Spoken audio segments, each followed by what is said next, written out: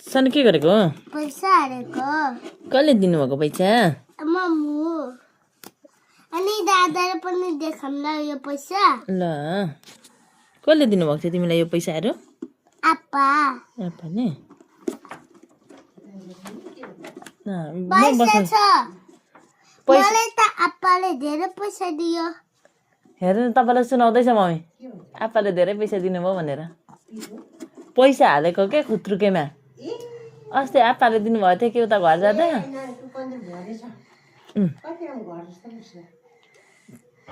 छोरा आमा पनि आउनु भएन ल अलिक सानोमा नहाल्नु 7 बजे मम्मी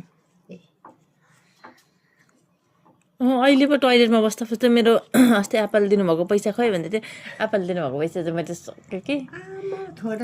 कति सबैले 500 भारू 500 800 नचलाउनु न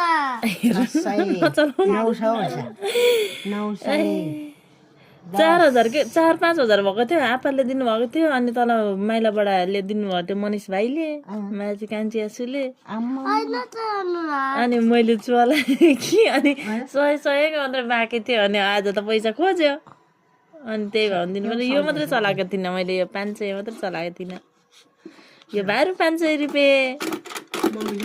केही किनिदिइहाल्छ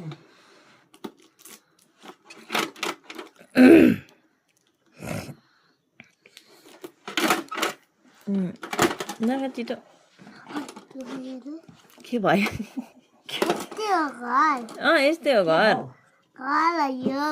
बोलेपछि नि धेरै पैसा छ मसँग धेरै पैसा छ अनि के गर्छौ अनि हाँसवाला किनिदिनु ल मसँग धेरै पैसा छ ए हो हाँसवाला खोत्रो कि किनिदिने अरे हो निरासँग पर्छ यो खोलिदिनु त ताल्चा खोल्नु हुँदैन नि ताल्चा खोल्नु सबै पैसा निस्किन्छ बेटा मेरो गुब्बा लानु पर्छ यो भाग्यो पैसा त्यो पनि हाल छिटो छिटो हाल अहिले बाबाले आएर माग्नुहुन्छ फेरि ए पेमाको त पैसा धेरै छ मलाई देऊ देऊ भन्नुहुन्छ अनि अनि हालिदिन्छु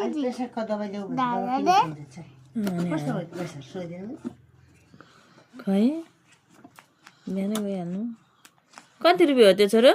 10 रुपियाँ होइन नि 500 रुपियाँ भारू हो नि गाडीवाला आसिङले दिनुभएको गाडीवाला आसिङले खोइ त पैसा नै गाडीवाला